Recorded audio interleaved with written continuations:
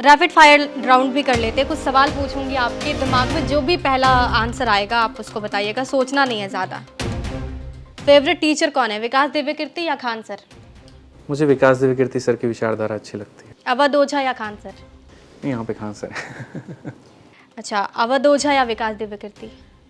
देखिए, दोनों के अपने अपने हैं पॉइंट। अवध ओझा सर का जो है वो थोड़ा सा राजा बनाते हैं। हाँ, राजा बनाते हैं और राजा बनाने के फॉर्मूले काफ़ी अच्छे हैं, बहुत बढ़िया है। वो बातें जो है वो सुनने में अच्छा लगता है, बट प्रैक्टिकली वो सही नहीं है।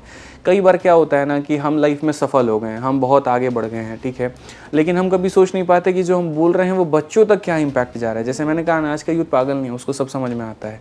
आप क्या बोल रहे हो, क्या नहीं बोल रहे हो, किसके लिए बोल रहे हो, आपकी मंशा क्या है, ठीक है। कोई चीज़ अगर आप मान लीजिए कि करने जा रहे हैं तो उसके पीछे आपका हिडन मोटिव कितना है, कितना नहीं है, वो सब नेटिजन्स को समझ में आता है। बस ये बात है कि सही मौका होता है जहाँ पर वो रिएक्ट करते हैं और बाकी टाइम वो शांत रहते हैं, तो ये होता है।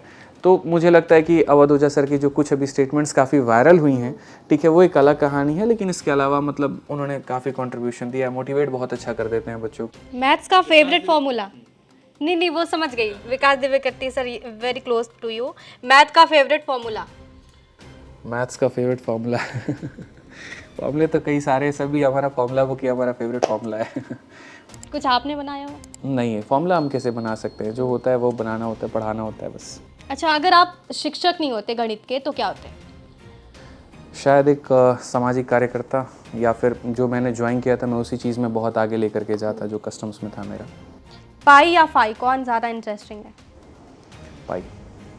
ठीक है, कौन सा नंबर आपके लिए लकी है? पाई इसीलिए ज़्यादा इंटरेस्टिंग है क्योंकि हमारे गणित के बहुत सारे सवाल 11 के डिविजिबिलिटी पर ही बन जाते हैं। हमें मज़ा आता है उसको उड़ाने में। नंबर लकी कौन सा है? 7।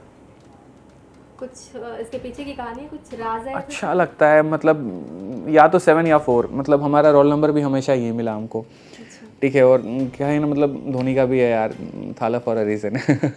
ठीक है, भारत का सबसे महान गणितज्ञ कौन है आपकी राय में? रामानुजन। एस.सी. वर्मा कैसे लगते हैं? अच्छे लगते हैं बट रामानुजन बेस्ट। बच्चों को गणित से डराने वाला सबसे कठिन टॉपिक क्या है? ज्योमेट्री। और अरिथमेटिक में टाइम स्पीड डिस्टेंस, ये बहुत मुश्किल लगता है। उन्हें लगता है कि हो क्या रहा है। नहीं, आपके रहते हुए मुश्किल लगेगा? नहीं, बच्चों को आपने कहा ना, मैं ये नहीं कहा, आपने उसमें ऐड नहीं किया कि आपके रहते, मेरे रहते तो कोई चीज़ मुश्किल नहीं है। क्योंकि सब सॉल्यूशन आपके पास। कैसे हो गया ये? आप कहते हो कि आपका इंटरेस्ट उतना नहीं था, मैथ था, लेकिन पहले आप इंग्लिश के टीचर थे, अचानक से मैथ्स कैसे? इंग्लिश के टीचर नहीं थे, इंग्लिश पढ़ाया था, लेकिन जब बच्चों को मैथ्स पढ़ाना मैंने शुरू किया तो उन्हें लगा कि यार ये सोचने का तरीका ऐसा भी हो सकता है, अच्छा ये सवाल ऐसे भी बन सकता है। जैसे मेरे पढ़ाने के तरीके में अगर आप देखेंगे, मैं हर सवाल के 2 मेथड बताता हूँ, एक बेसिक, और ये बेसिक वो होता है जो उनके दिमाग में चल रहा होता है, तो मैं पहले खोल के रख दूंगा सामने कि देखो ये वाला है, हाँ सर यही है, ये हम भी यही सोचे थे। फिर जब हम अपना तरीका वहाँ पर बताते, बोलते अरे यार ये तो सोच ही नहीं थे, ऐसा तो हो ही नहीं सकता, पॉसिबल ही नहीं है। फिर हम बताते कि तुम भी अगर सोचोगे, तुम भी ऐसा चाहोगे तो 10 सेकंड में तुम भी उसको उड़ा सकते हो। तब उन्हें लगता हाँ यार यहाँ पर कुछ अलग ही जादू है। बच्चों को इजी बताने के लिए आपको पढ़ना बड़ा पड़ता है। जी, 1 घंटे की क्लास के लिए हमको 1.5 से 2 घंटे बैकग्राउंड में हमारा कंटेंट बनाने में मेहनत लगता है। ये टीचर के लिए, मतलब बाकी बच्चे सोचते हैं इतने घंटे का इनका लेक्चर है, लेकिन जितने घंटे की लेक्चर है आप उतना मान के चलो कंटेंट पर टाइम देना है। अच्छा, गणित अगर एक फिल्म होती, फिल्म का नेम क्या होता? अभी ऐसा इमीडिएट कुछ नहीं सोचे है। कोई फिल्म जो आपको बहुत अच्छी लगती हो? फिल्म मैंने काफ़ी सारी देखी है, अलग अलग टाइम पे अलग अलग मूवीज़ अच्छी लगती रही है, माहौल के हिसाब से होता है। पहले तो ऐसा था, चक दे इंडिया भी देखा, वो भी बहुत अच्छा लगा, वीर ज़रा भी देखा, वो भी बहुत। अभी हाल फिलहाल? अभी देखी ना सनम तेरी कसम।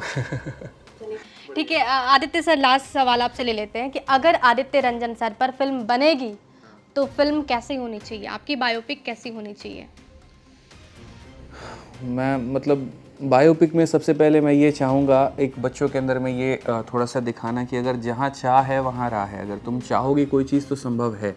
मैंने अपने आप में लाइफ में कभी ये कल्पना नहीं की थी कि मैं वहाँ से उठ करके, एक छोटे से गांव से, एक छोटे से शहर से उठ करके यहाँ तक आ पाऊँगा। तो मुझे लगता है कि ये बच्चों को दिखाया जाए कि अगर तुम मेहनत करोगे तो हर कुछ संभव है। खासकर वो भी स्टोरी के ऊपर में फोकस किया जाए जो मेरे स्ट्रगल का सबसे बड़ा समय था, क्योंकि लोग अक्सर सफलता को देखते हैं, उसके पीछे की मेहनत को कोई नहीं देख पाता, आकलन नहीं कर पाता है। शायद मेरे माँ बाप भी नहीं देखे होंगे कि वो मेरी स्थिति क्या थी, सड़कों पर घूम के पर्चे बांटने से लेकर के सारी कहानी। तो मुझे लगता है कि वो बच्चा ज़रूर देखे, क्योंकि आज के समय बच्चे को लगता है कि खाली हम ही ऐसा है जो मेहनत कर रहे हैं, हमारी किस्मत में नहीं ठोकर लिखा हुआ है, हमारी किस्मत में ही असफलता लिखा है।